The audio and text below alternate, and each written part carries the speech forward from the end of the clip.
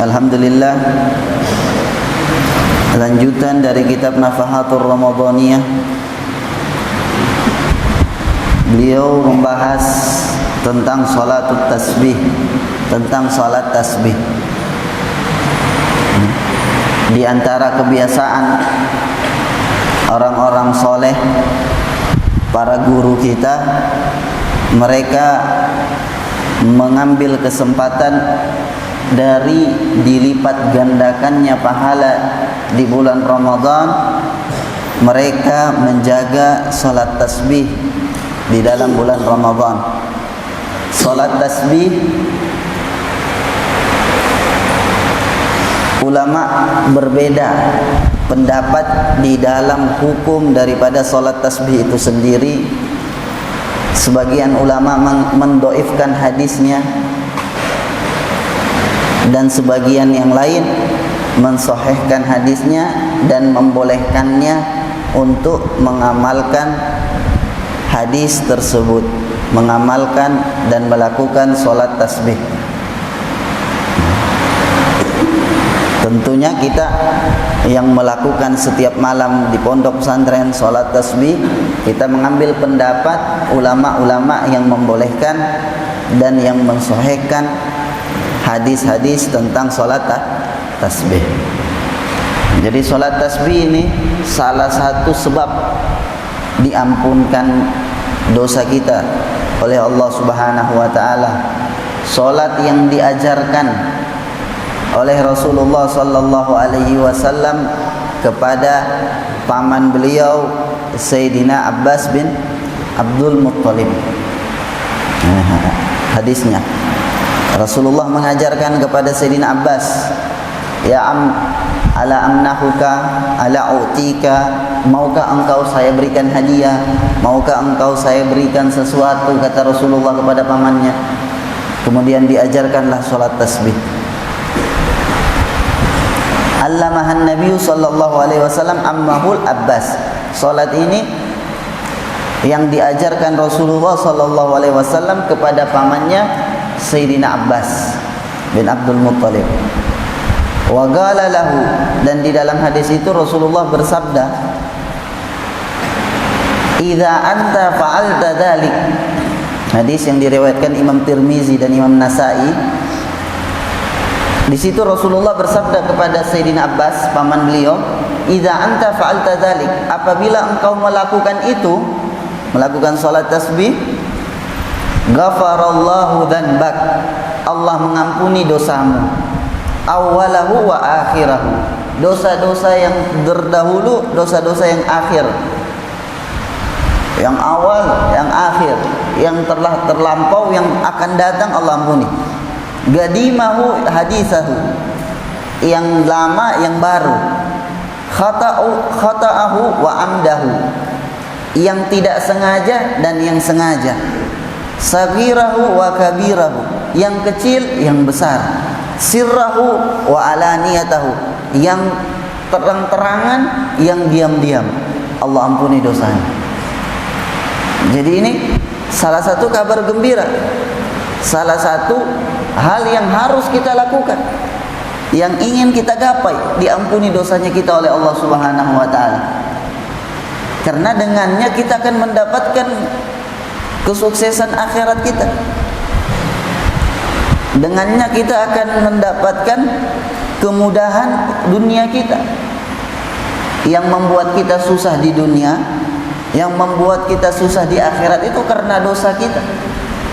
Tapi kalau kita dengan melakukan salat tasbih, dijanjikan sama Rasulullah diampuni dosa-dosa kita, yang dulu, yang sekarang, yang kecil, yang besar, yang sengaja, yang tidak sengaja, yang terang-terangan, yang diam-diam, diampuni oleh Allah Subhanahu wa taala. Jadi ini keuntungan yang kita raih, kita jaga di bulan Ramadan apalagi. Kemudian Rasulullah di dalam hadis itu juga bersabda kepada Sayyidina Abbas, "Kalau bisa engkau lakukan setiap hari. Kalau tidak bisa, fafi usbu, seminggu sekali. Kalau tidak bisa, fafi syahr. Kalau tidak bisa, setahun sekali. Kalau tidak bisa, seumur hidup sekali." Jadi kita juga harus seperti itu. Ketika kita mendengarkan satu sunnah, Satu sunnah daripada sunnah Rasulullah sallallahu alaihi wasallam, minimal kita lakukan sunnah tersebut seumur hidup sekali. 1 tahun sekali, 1 bulan sekali, 1 minggu sekali, setiap hari sekali, lebih bagus. Jadi begitu. Agar apa? Agar kita terkelompok orang yang mengerjakan sunnah itu. Karena nanti kata para ulama, setiap sunnah Rasulullah ada kelompok-kelompoknya. Siapa yang ahli siwak, siapa yang ahli daripada sunnah Rasulullah, ahli ahli tahajud. Itu ada kelompok-kelompoknya. Nanti di hari kiamat, orang yang ahli siwak masuk di situ kalau dia pernah melakukan siwak walaupun seumur hidup sekali. Apalagi setiap hari, apalagi selalu dia. Jadi itu. Makanya Imam Haddad, salah di antara kemuliaannya beliau, kata beliau, "Ma min sunnatin sannaha Rasul illa wa arjullaha anni kad amiltuha." Kata Imam Haddad, tidak ada sunnah daripada sunnahnya Rasulullah kecuali saya berharap kepada Allah sudah saya lakukan sunnah tersebut. Jadi, makanya biografi para sahabat, biografi para tabi'in, ketika memuji mereka, memuji, kalau kita baca biografinya para sahabat, pujian tertinggi kepada mereka, apa pujian tertinggi? Bukan oh ini dia begini-begini. Pujian tertinggi kepada para sahabat ketika kita membaca biografinya, dikatakan kana syadidul mutaba'ah lin Nabi sallallahu alaihi wasallam. Itu biografi paling tinggi, paling indah di dalam biografinya para sahabat ketika disebutkan kana syadidul mutaba'ah. Ini sangat mengikuti Rasulullah sallallahu alaihi wasallam. Itu biografi paling tinggi. Itu apa? Sanjungan pujian yang paling tinggi di dalam biografi-biografi mereka. Ini syadidul mutaba'ah lin Nabi. Dia sangat perhatian terhadap mengikuti Rasulullah sallallahu alaihi wasallam. Oh, itu sudah. Karena apa? Karena ketika kita mengikuti Rasulullah sallallahu alaihi wasallam, dengannya kita sudah menggapai cinta dari Allah Subhanahu wa taala. Wala yazalu abdi yatagarrabu ilayya bil nawafil hatta uhibbu. Senantiasa seorang hamba mendekatkan dirinya kepadaku, kata Allah di dalam hadis qudsi. Senantiasa seorang hamba mendekatkan dirinya kepadaku dengan sunnah-sunnah sehingga saya cinta sama dia. Jadi itu. Jadi sunnah ini jalan tercepat untuk menggapai cintanya Allah Subhanahu wa ta'ala. Kalau kita cinta sama Allah biasa, tapi kalau Allah Subhanahu wa ta'ala yang cinta sama kita, itu baru luar biasa. Jadi dengan apa? Dengan mengikuti Rasulullah sallallahu alaihi wasallam. Qul in kuntum tuhibbunallaha fattabi'uni yuhibbukumullah. Ikuti aku, yuhib, Allah yang cinta sama kalian. Jadi seperti itu. Jadi salat tasbih kita harus lakukan. Oh, jadi sekali ulama berbeda pendapat, ada yang bilang dhaif, tidak boleh, ada yang bilang hadisnya sahih, boleh dilakukan. Ya kita lakukan. Minal wara' di dalam masalah seperti ini, waroknya kita lakukan. Bukan waro itu meninggalkan. Waro kalau di dalam masalah, bukan masalah seperti ini, bukan di dalam masalah ibadah, itu ditinggalkan uang. Ini syubhat. Jadi waro kita tinggalkan. Tapi kalau di dalam masalah ini, waro kita lakukan. Walaupun sekali, 2 kali, 3 kali. Jadi ulama kita melakukan kebiasaan mereka, guru kita melakukan ibadah sholat tasbih ini mereka lakukan di bulan Ramadan. Mereka lakukan keseringan di bulan Ramadan untuk menggapai tadi kemuliaan-kemuliaan yang Allah janjikan, yang Rasul janjikan bagi mereka yang melaksanakannya. Jadi seperti itu. Jadi kita juga harus seperti itu. Ketika kita mendengarkan sunnah, harus usahakan, harus kita lakukan di dalam hidup kita sunnah tersebut. Semakin sering semakin mulia, semakin sering semakin bagus, semakin sering semakin dekat dengan cintanya Allah Subhanahu wa taala. Fa idza ahbabtu, kata Allah di lanjutan hadis tadi, jika aku sudah cinta sama dia, kuntu sam'ahu alladzi yasma'u bih wa basarahu alladzi yubsiru bih wa yadahu allati yabtishu biha wa rijlahu allati yamshi biha. Kalau saya sudah cinta sama seorang hamba, kuntu sam'ahu alladzi yasma'u bih. Di dalam riwayat bi yasma', bi yubsir. Mataku matanya, telingaku telinganya. Kuntu sam'ahu alladzi yubsiru yasma'u bih. Pendengarannya pendengaranku. Ulama ketika menjelaskan hadis ini banyak pendapat. Ada yang bilang dia akan diberikan kekuatan di dalam penglihatan sehingga dia bisa melihat yang tidak dicapai oleh mata kepala.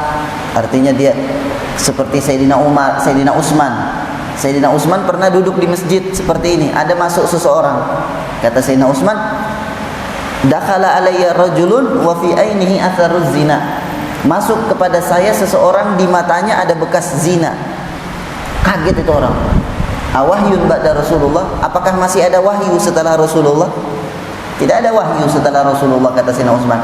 Tapi ittaqu firasatil mu'min, hati-hati dengan firasatnya orang yang beriman. Fa innahum yanzur binurillah, mereka memandang dengan pandangan dan cahayanya Allah. Itu artinya pandangannya mereka melebihi pandangan mata kepala, atau yang dikenal dengan umpama kasyaf. Sayyidina Umar pernah di atas mimbar. Sayyidina Umar di atas mimbar lagi khutbah. Tiba-tiba Sayyidina Umar teriak, "Ya Sariyal Jabal, ya Sariyal Jabal, ya Sariyal Jabal." Habis itu lanjut khutbahnya. Sariyah ini nama seseorang. Nama seseorang yang diutus sama Sayyidina Umar berperang melawan orang Romawi kalau tidak salah. Ketika Sayyidina Umar lagi khutbah, dia bilang, "Wahai Sariyah Jabal, wahai Sariyah Jabal, Jabal. Ke gunung, ke gunung." Habis itu dia lanjutkan khutbahnya. Jadi perkataan tadi itu keluar dari khutbah. Setelah khutbah ditanya, "Kenapa engkau panggil-panggil namanya Sariyah?" "Iya, saya pas lagi khutbah Allah perlihatkan kepada saya orang-orang musuh-musuh Sariyah ingin menyerang mereka dari belakang, sehingga saya perintahkan dia untuk membenteng ke arah gunung, untuk lari, untuk apa? Berbenteng ke arah gunung, biar mereka tidak diserang dari belakang." Jadi ketika kelompok tersebut kembali ditanya, "Apakah kalian mendengar suaranya Umar?" "Iya, kami dengar." Sehingga kami langsung lari ke arah gunung. Kalau tidak mereka akan diserang. Jadi itu lisanahu, ucapannya sudah Allah lebihkan kekuatan dari lisannya melebihi lisan yang lain. Jadi seperti itu. Banyak, ada yang bilang maknanya seperti itu, ada yang bilang tidak, ada yang bilang artinya dia mendengar denganku, dia mendengar, atau pendengarannya sama dengan. Artinya apa? Artinya dia akan mendengar yang baik-baik saja, karena dia mendengar dengan pendengarannya Allah Subhanahu wa taala, sehingga dia tidak mendengar yang jelek-jelek. Jadi mereka, para guru kita melakukan ini di dalam setiap bulan Ramadan, karena banyak juga yang mensahihkan hadis ini, banyak daripada kalangan ulama yang mensahihkan hadis ini, banyak yang mensahihkan dan fadilahnya besar. Kita lakukan ini salat tasbih, dan kita alhamdulillah ditertibkan oleh guru kita di pondok pesantren ini, setiap habis salat maghrib kita melakukan salat tasbih. Ada dua cara salat tasbih, ada dua riwayat, ada dua cara di dalam salat tasbih. Cara pertama, ketika kita salat tasbih 4 rakaat. Di dalam setiap rakaat 75 kali tasbih. 4 rakaat, di dalam setiap rakaat 75 kali tasbih. Berarti 4 rakaat semuanya 300 tasbih. Ada 300 tasbih di dalam 4 rakaat. 4 rakaat sekaligus atau dua-dua. 4 rakaat baik sekaligus atau dua-dua. Dengan 1 kali salam atau 2 kali salam. Ada 2 cara. Cara pertama, takbir Allahu Akbar, baca tasbih 10 kali. Takbir Allahu Akbar, baca tasbih 10 kali, baru kita Fatihah, baru kita baca surat, baru tasbih 15 kali. Kemudian ruku, tasbih 10 kali. Kemudian i'tidal, tasbih ruku subhana rabbiyal azim wa bihamdi dulu 3 kali, baru tasbih 10 kali. I'tidal, baca doa i'tidal dulu, baru baca tasbih 10 kali. Kemudian sujud, baca doa sujud dulu, subhana rabbiyal a'la wa bihamdi, baru tasbih 10 kali. Kemudian duduk di antara 2 sujud, baca doa dulu, baru tasbih 10 kali. Kemudian sujud yang kedua, baca doa dulu, baca zikirnya dulu, baru tasbih 10 kali, baru bangun, baca lagi tasbih 10 kali. Jadi seperti itu. Dan cara yang kedua, Allahu Akbar, habis takbir langsung baca Fatihah, baru baca surat, baru tasbih 15 kali, baru ruku tasbih 10, i'tidal tasbih 10, sujud pertama tasbih 10, duduk di antara 2 sujud tasbih 10, sujud kedua tasbih 10, duduk istirahat. Duduk istirahat tasbih 10. Sebelum berdiri duduk istirahat dulu sambil baca tasbih 10. Baru nanti rakaat kedua seperti itu juga. Rakaat kedua habis sujud kedua, rakaat kedua baru tahiyat. Sebelum baca tahiyat tasbih lagi 10. Ya. Rakaat kedua kan tadi habis duduk istirahat. Allahu Akbar. Baru duduk istirahat. Bukan berdiri, duduk istirahat, baca tasbih 10 kali. Habis itu berdirinya sudah tidak lagi takbir. Jangan lagi takbir karena sudah takbir tadi. Berdirinya langsung berdiri, langsung baca Bismillahirrahmanirrahim, Alhamdulillahirabbil alamin. Ini rakaat kedua. Habis itu baca surat, habis itu tasbih 15 kali, ruku tasbih 10, i'tidal tasbih 10, sujud tasbih 10, duduk di antara 2 sujud tasbih 10, sujud yang kedua tasbih 10.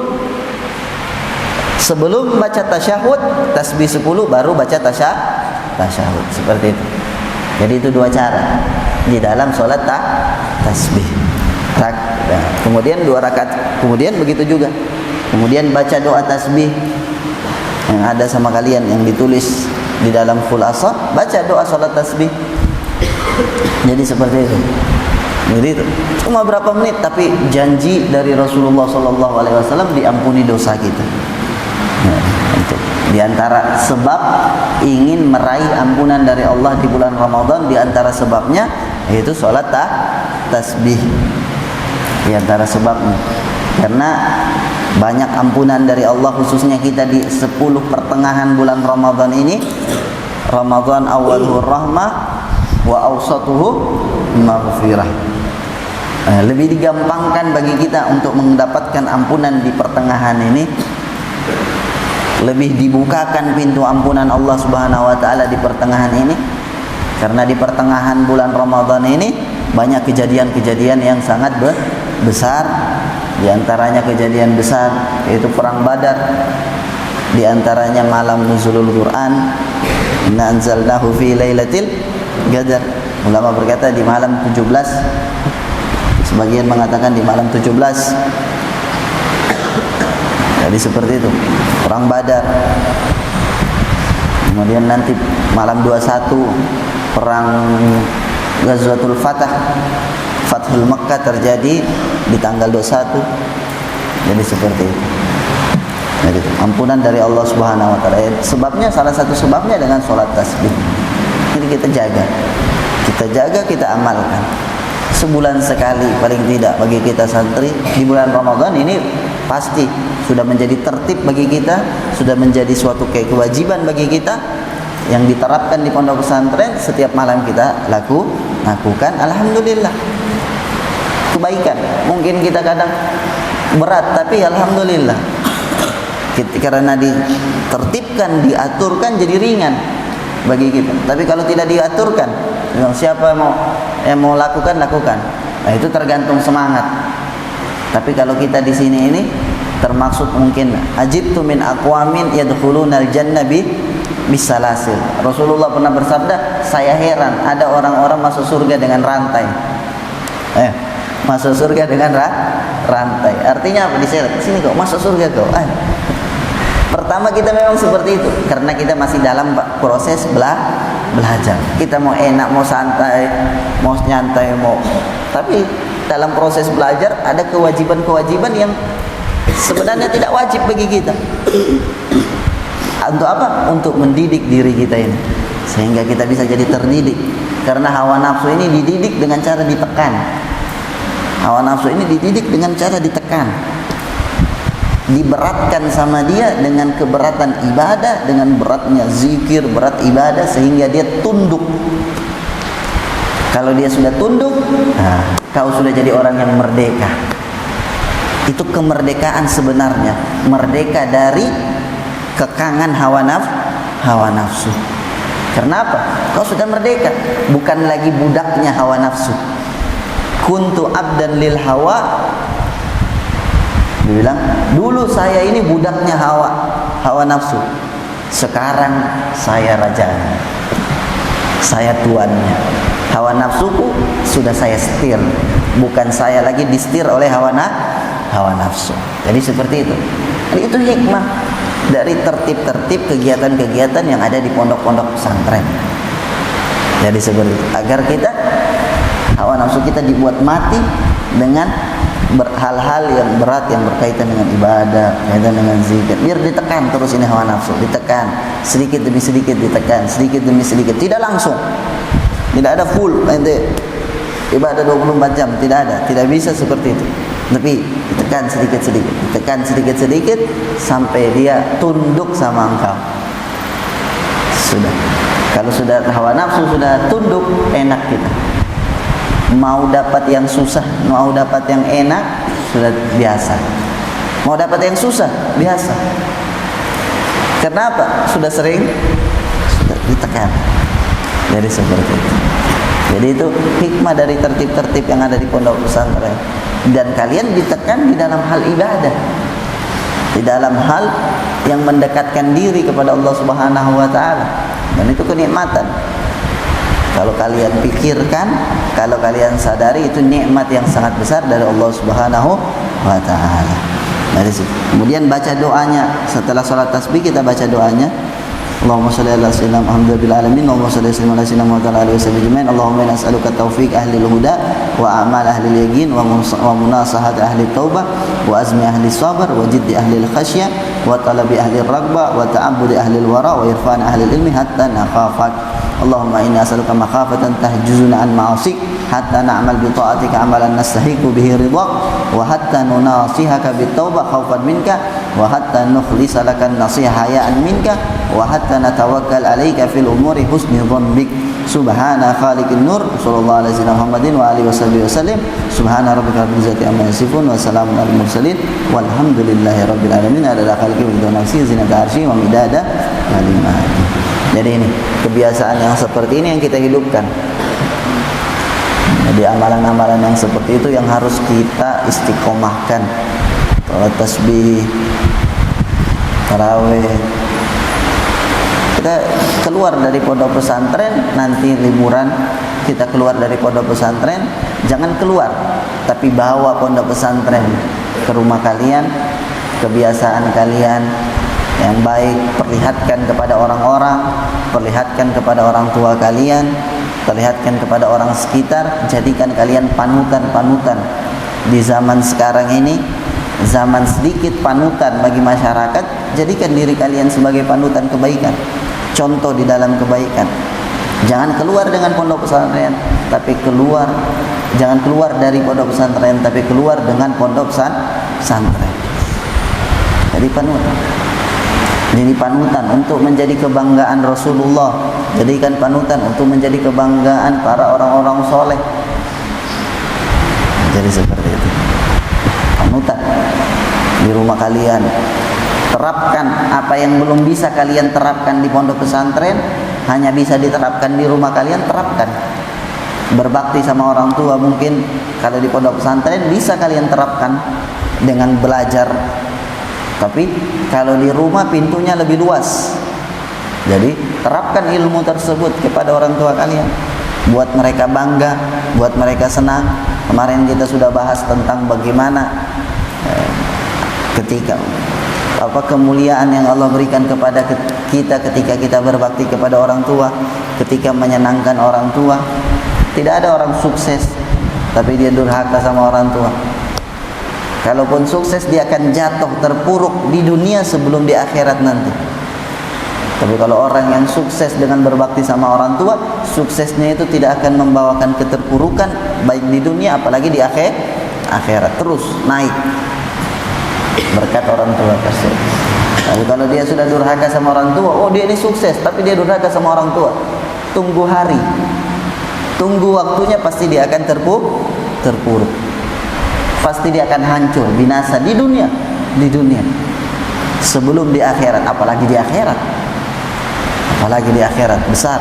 Tapi kalau orang yang oh dia sukses berbakti sama orang tua lagi, terus tidak akan terpuruk, terus dia akan naik, apalagi di akhirat kemuliaannya terus akan naik. Jadi seperti itu.